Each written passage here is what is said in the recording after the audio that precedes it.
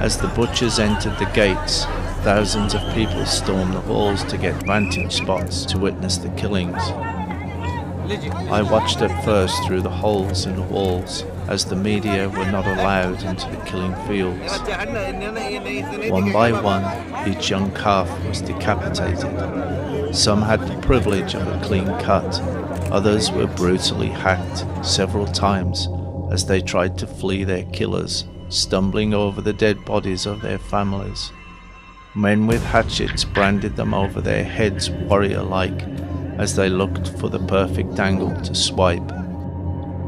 Every animal that was hit shit themselves before dying. Every animal felt fear, and every animal I saw cried. When I was allowed into the killing fields, I walked among bodies and heads, feces and blood spewed between each carcass. I found a young calf still alive, with its eyes slightly open. He looked up at me and I cried. He dropped his head and lay there in a pile of his own feces covering his rear end. I took his picture and I filmed him. I was talking to him all the time, telling him I loved him, and I felt useless. I told him to forgive me for filming him instead of helping him, because I couldn't do anything other than tell his story. I couldn't even put him out of his misery because many eyes were watching me, and to be perfectly honest, I'm not man enough to have done such a thing.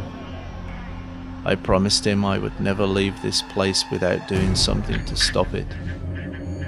I committed myself to stop this happening again. I walked away in tears, knowing he was laying in pain, with madmen all around him laughing and celebrating. I kept looking back, but there was nothing I could do. There were other young calves that stood by the entrance waiting for the killers to return. They had red sacrificial scarves around their necks.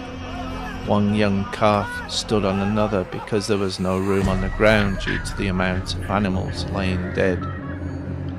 He was confused and he watched my every move. The imagery was torturous.